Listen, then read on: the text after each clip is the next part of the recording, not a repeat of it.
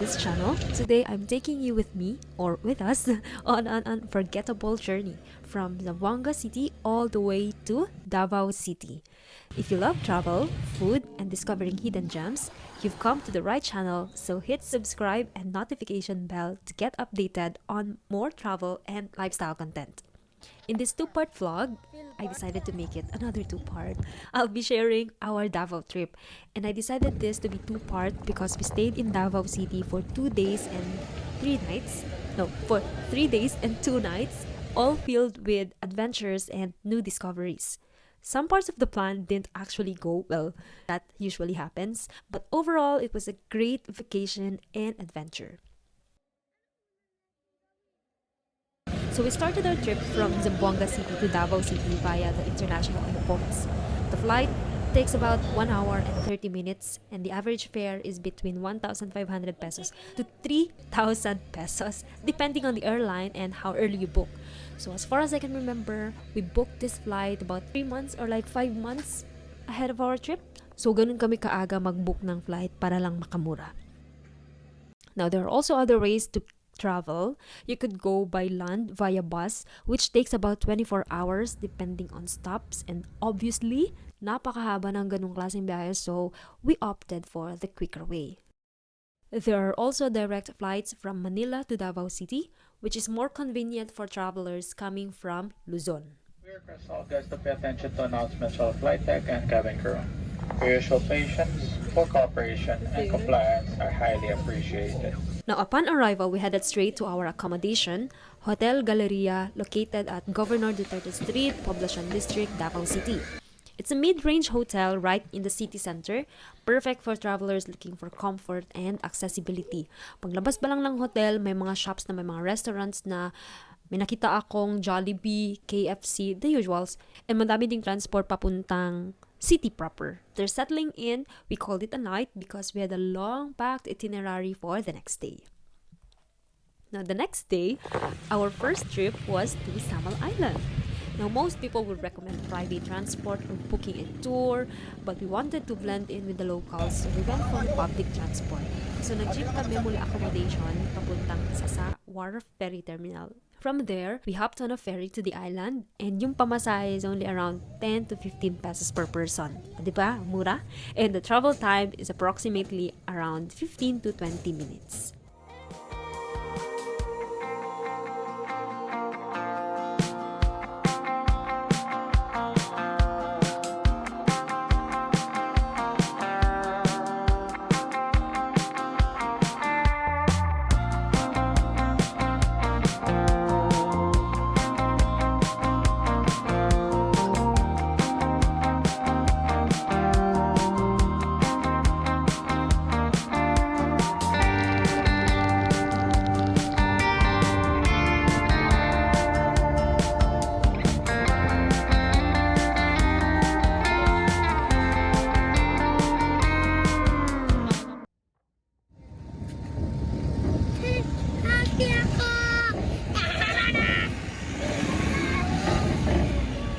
When we arrived, we had 2 choices to tour the entire island. Either we can rent a motorbike for 300 pesos, excluding gas. Perfect if you want to drive around on your own and tour the entire island. Or rent a tricycle for a day trip ranging from 1,000 pesos to 1,500 pesos, this time including gas. Apat kami, so we paid 1,500 for the tricycle, which wasn't bad for a whole day trip. Pero actually, before kami sumakay, dumaan muna kami dito sa Ukay-Ukay, malapit lang dun sa port. Napaka-accessible and it's so fun to just browse for stuff and swimwear na susuotin namin before we soak ourselves in the beach. First stop, Babak Walkway, also known locally as Vanishing Island. It's this peaceful, photogenic spot surrounded by clear, shallow waters, definitely a for-the-gram kind of place. Now, at first, I was like, what? Bakit Vanishing Island? Turns out, it's because the island actually disappears during high tide.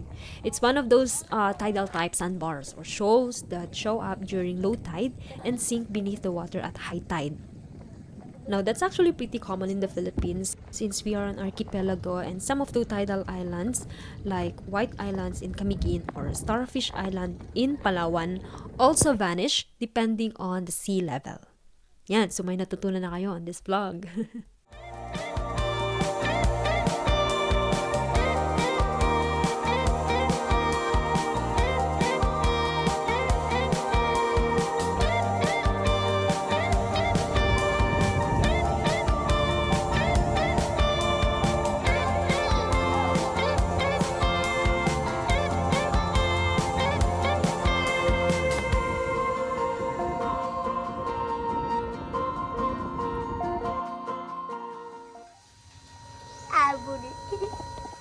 Bat cave. Now, next was the butt cave. Honestly, yeah, pun intended. Super smart of you, Kashis. I actually don't know what type of fruit is that, and it just so happened that Kashis was thinking butt cave, like literally BUTT, and I was like, what? Hindi, ano ka ba? Butt cave, like yung mga paniki. And honestly, this was an unexpectedly educational trip. We learned so much about different species of bats, their role in the ecosystem, their nature being pollinators, and how they disperse seeds, which is very important for forest regeneration. So, madami akong natutunan dito sa Bat Cave, and what's even more amazing is how they thrived in Davao City. And the Davao City Bat Cave has done an exceptional work para paramihin at palaguin pa yung species nila. Medyo na-amaze ako kasi ang lawak pala nung area, and then ang daming bats na nakatira doon. May mga creatures pa akong nakita na hindi naman sila dangerous or harmful. They were just thriving in their own ecosystem. And may nakita ko doon mga junior to senior ward, and I thought that sounded familiar. Overall, the entire trip or the entire tour was amazing and, like I said, educational. Good. Hello. Paak ni siya? Ay, hala. Hindi mo nakita pa niya? Wala, hindi agad. Hello. Hala, cute siya.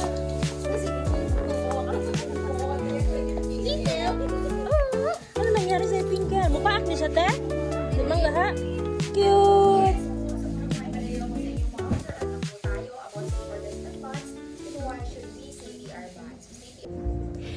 Now, as we toured around the island, we took a chill stop at Cafe Maañag, possibly the highest cafe in town, because it's perched on top of a hill, giving you panoramic view of the entire island. Now, here we ordered coffee and halo-halo, and I guess that was some burgers and fries too. But it was the middle of the day, and I was already craving for something sabaw, may kanin, and naghahanap talaga ako that time ng sisig. So we needed to go down and look for karinderya that serves the typical Filipino lunch meal, and we found it in our next destination. Now, before we go there, I just like to express how much I also enjoyed staying here dito sa Cafe Maañag. Kasi yun nga, yung overlooking view ng Samal and probably ng Davao City. Sobrang ganda lang. So much more like the one I went to Batangas, Sky Ranch view up there. So, breathtaking. Yeah.